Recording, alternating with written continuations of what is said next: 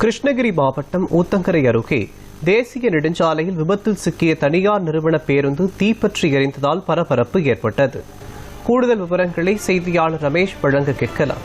ரமேஷ் வணக்கம். தேசிய நெடுஞ்சாலையில் விபத்தில் சிக்கிய தனியார் சொகுசு பேருந்து தீப்பற்றி எரிந்ததால் பரபரப்பு ஏற்பட்டிருக்கிறது.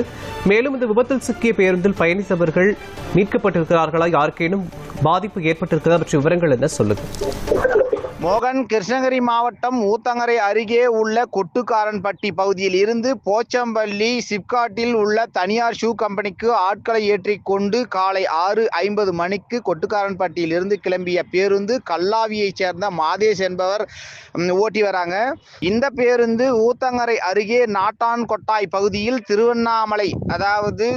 திருவண்ணாமலை கிருஷ்ணகிரி தேசிய நெடுஞ்சாலையில் வந்து கொண்டிருந்த போது திருவண்ணாமலையில் இருந்து பெங்களூர் நோக்கி சென்ற கார் தனியார் கம்பெனி பேருந்தை முந்த முயன்றதாக அக்கம்பக்கத்தினர் தெரிவித்து வராங்க.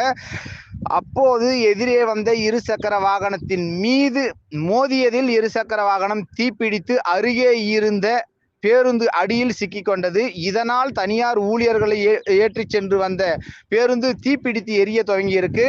உடனடியாக பேருந்தை நிறுத்திய ஓட்டுநர் பேருந்திற்குள் இருந்த 23 தொழிலாளர்களை உடனடியாக வெளியேற்றி இருக்கிறாரு. பின்னர் மளமெளவென தீப்பிடித்து பேருந்து முற்றிலும் எரிந்த நிலையில் உள்ளது.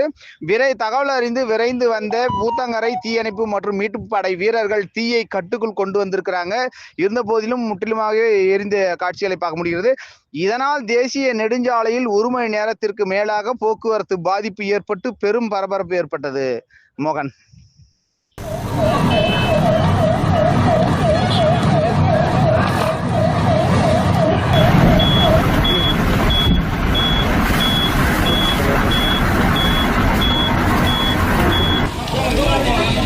கிருஷ்ணகிரி மாவட்டம் ஊத்தங்கரை அருகே தனியார் ஷூ கம்பெனி பேருந்து தீப்பற்றி எரிந்ததால் பரபரப்பு ஏற்பட்டிருப்பது தொடர்பான விவரங்களை வழங்கியதற்கு நன்றி.